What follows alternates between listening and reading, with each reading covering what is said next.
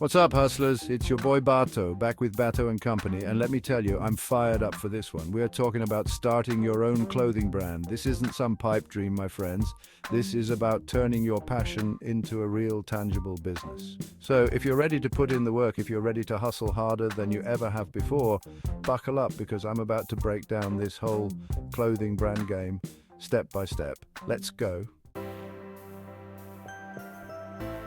All right, entrepreneurs, first things first, we gotta find your lane. This isn't just about slapping a logo on a t-shirt and calling it a day. This is about carving out your own space in the market. What makes your vision unique?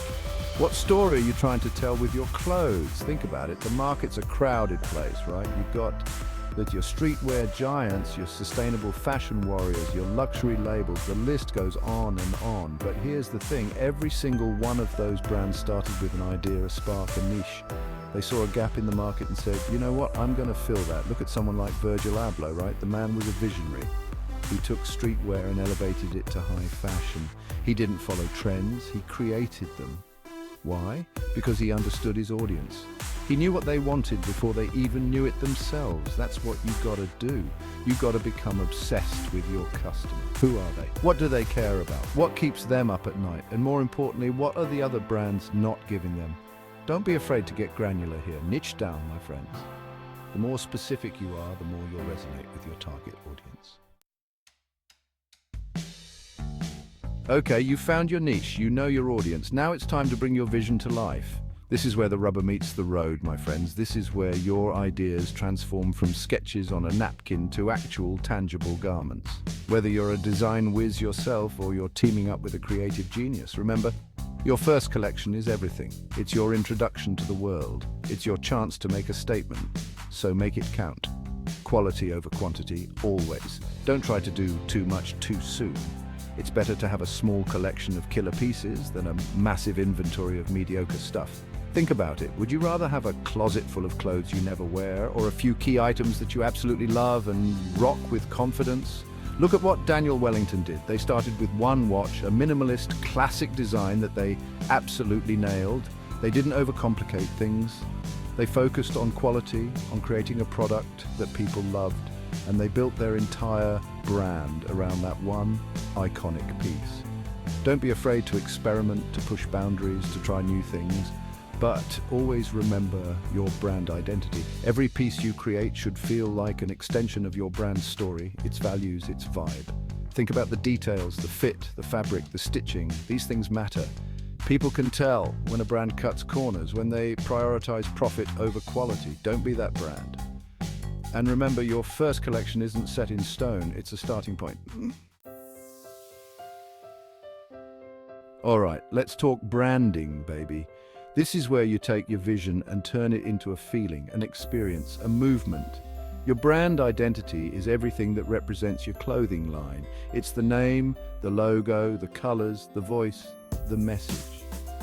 It's the gut feeling people get when they see your clothes, visit your website, or interact with your brand on social media. Think of it like this. Your brand is a person. What's their personality like? Are they bold and edgy, or classic and sophisticated? Are they playful and fun, or minimalist and chic? Once you figure out their vibe, you can start building a brand identity that reflects that. Your logo is like your brand's face. It's the first thing people see, so you want to make a good impression. Keep it simple, memorable, and timeless. Think about Nike's swoosh, Apple's apple, or Adidas's three stripes. These logos are instantly recognizable because they're clean, versatile, and represent the brand's core values. But your brand identity goes beyond just visuals. It's also about the language you use, the tone of your voice, the way you interact with your audience. Are you all about that inspirational, motivational vibe? Or are you more sarcastic and playful? Whatever it is, make sure it's authentic to you and resonates with your target market. Consistency is key. Your brand identity should be reflected in everything you do, from your website design to your social media posts to the way you package your products. Chapter 4. Manufacturing and production, bringing your designs to life. All right, we've got our designs, our brand identity is on point. Now it's time to talk about the nitty-gritty, manufacturing and production. This is where your ideas become a reality, but it can also be a minefield if you're not careful. First things first, you need to decide whether you're going to produce locally or overseas. Both options have their pros and cons. Local production gives you more control over quality and turnaround time, but it can be more expensive. Overseas production can be more cost-effective, but you might have to sacrifice some control and deal with longer lead times. Do your research. Find a manufacturer who understands your brand, your vision, and your commitment to quality. Don't be afraid to ask questions about their experience, their production process, their ethical practices. Remember, this is a partnership. You're trusting them with your baby, so choose wisely. Consider starting small. You don't need to order thousands of units right off the bat. Start with a limited run. Test the waters. See how your customers respond. This allows you to minimize risk and make adjustments as needed. Quality control is everything. Make sure you have a system in place to inspect your products at every stage of the production process. From the raw materials to the stitching to the final packaging, every detail matters. Remember, your brand's reputation is on the line. Chapter 5. Marketing strategies, getting your brand out there. Okay, you've got the goods, now it's time to get people hyped. This is where marketing comes in. The art of getting your brand in front of the right people at the right time. And let me tell you, in today's digital age, it's a whole different ballgame. Forget billboards and magazine ads. Social media is your new best friend. Instagram, TikTok, Pinterest, YouTube, these platforms are where your target audience is hanging out, discovering new brands and getting inspired. Content is king, baby. You got to create scroll-stopping content that grabs their attention and makes them want to learn more. Think high-quality photos and videos, engaging captions, behind-the-scenes peeks, user-generated content. Anything that showcases your brand's personality and tells your story.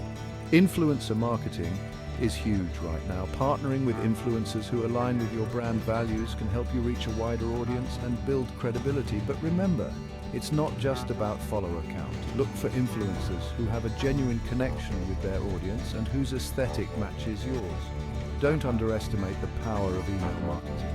Building an email list allows you to nurture relationships with potential customers, offer exclusive deals, and keep them updated on new releases. Chapter 6. Scaling your brand, from startup to empire. All right, entrepreneurs, you've put in the work, you're seeing traction, your brand is gaining momentum. Now it's time to scale this thing to the moon. This is where you take your business to the next level, expand your reach, and build a lasting legacy. First things first, analyze your data. What's working, what's not, which products are your best sellers, which marketing channels are driving the most traffic and sales.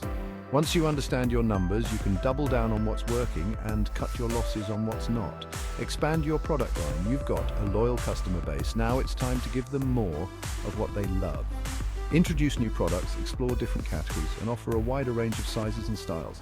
Go global, baby. The internet has made it easier than ever to reach customers all over the world. Explore international shipping options, target your marketing efforts to different regions, and consider partnering with local influencers or retailers. Open a physical store. As much as we love the online world, there's nothing quite like a brick-and-mortar store to create a tangible brand experience. Find a location that aligns with your brand identity. Design a space that reflects your aesthetic and create an in-store experience that's memorable and share-worthy. Build a strong team. You can't do it all alone. Surround yourself with talented and passionate individuals who share your vision and can help you take your brand to the next level. Secure funding. You got this. There you have it. The blueprint to building your own clothing empire. Remember, this isn't some get-rich-quick scheme. This is about passion, hustle, and relentless execution.